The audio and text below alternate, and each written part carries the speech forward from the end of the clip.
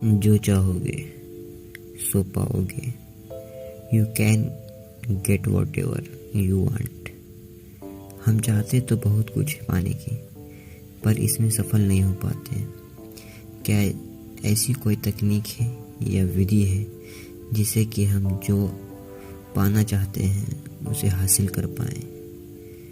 हाँ, एक ऐसी विधि है जिसका ज्ञान बहुत कम लोगों को है और 100 में से केवल 2-3 लोग ही इसे सीख पाते हैं। क्या आप उन 2-3 लोगों में से हो जो इसकी काबिलियत रखते हैं? आज ये कहानी आपकी आंखें खोल देगा और आपको असीम ज्ञान देगा जिसका उपयोग बहुत कम लोग ही कर पाते हैं। You can get what ever you want. एक साधु घाट किनारे अपना डेरा डाले हुए था। वहाँ वह अपनी धूनी रामा कर दिन भर बैठा रहता और बीच बीच में ऊंची आवाज से चिल्लाता, जो चाहोगे सो पाओगे। उस रास्ते से गुजरने वाले लोग उसे पागल समझते थे।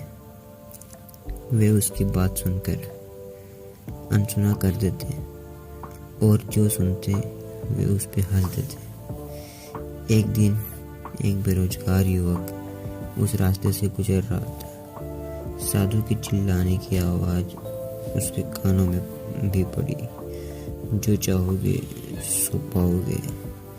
ये वाक्य सुनकर वह युवक साधु के पास आ गया और उसे पूछने लगा, बाबा, आप बहुत देर से जो चाहोगे सो पाओगे चिल्ला रहे हो। क्या आप सच में मुझे वो दे सकते हो जो मैं पाना चाहता हूँ?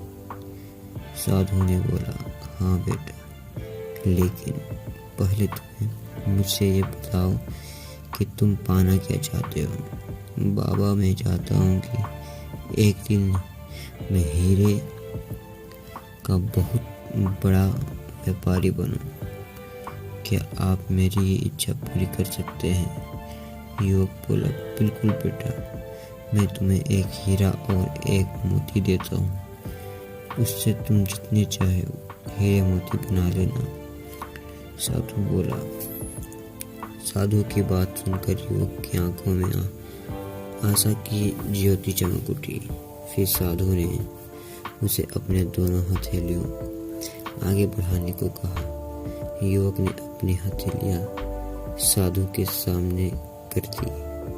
साधु ने पहले उसकी एक हथेली पर अपना हाथ रखा और बोला, बेटा, ये दुनिया का सबसे अनमोल हीरा है। इसे समय कहते हैं। इसे जोर से अपनी मुट्ठी में जकड़ लो। इसके द्वारा तुम जितने चाहे उतने हीरे बना सकते हो। इसे कभी अपने हाथ से निकलने मत देना।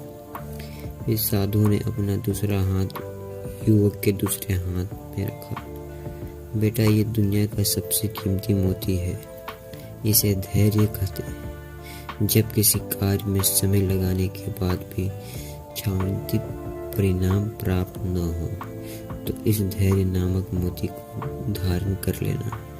यदि यह मोती तुम्हारे पास है तो तुम दुनिया में जो चाहो वो हासिल कर सकते हो। युवक ने ध्यान से साधु की बात सुनी और उन्हें धन्यवाद कहकर वहां से चल पड़ा। उसे सफलता प्राप्ति के 2 गुरु मंत्र मिल गए थे। उसने निश्चय किया कि यह कभी अपना समय व्यर्थ नहीं गवाएगा और सदा धैर्य से काम लेगा।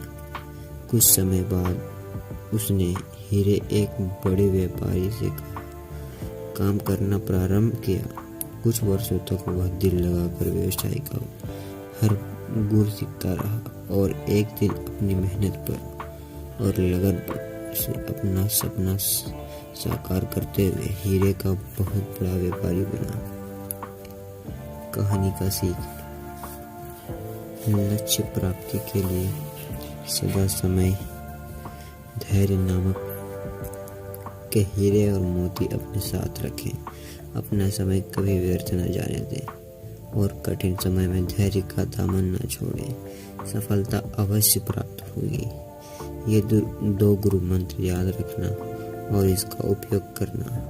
पहला समय, दूसरा धैर्य।